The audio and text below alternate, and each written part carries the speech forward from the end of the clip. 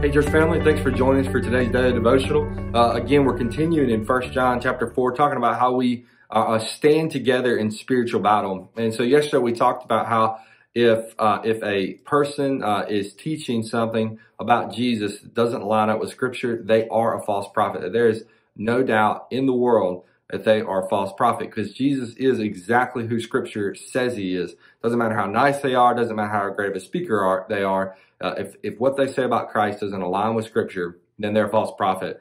And John continues on that theme here in the first part of verse 3 in 1 John chapter 4, when he says, "But every spirit that does not confess Jesus is not from God." So he's going even a step further. He's not only saying that anyone or anything that doesn't align with Scripture is a false prophet.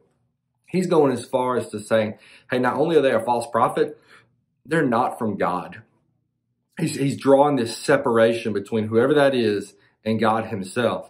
And that has a lot of implications. That would mean that anytime they were to claim that what they were saying was from God, they would be lying. They would be blaspheming, really, against the Spirit, against God. And that comes with great consequences. You can't be a believer and blaspheme against God.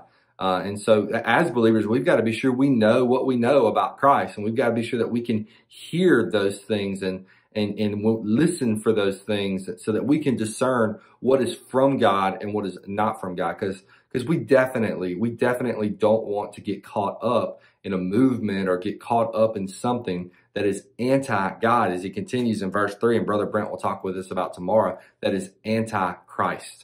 Because we want to be pro-Christ as believers. We want to be a part of the kingdom. And so, again, being a part of being a part of the kingdom is knowing who Christ is, knowing what Scripture says about it, and about him, and being firm in that. So our author gives us a couple of questions for us to look at. The first one says, what lies have you heard about Jesus? We talked about a couple of those yesterday, that he wasn't born of a virgin, he didn't rise from the dead, that he's not the Son of God. These are different lies that we've heard. Perhaps you've heard some other lies. Maybe think through, what are the lies that you've heard about Jesus?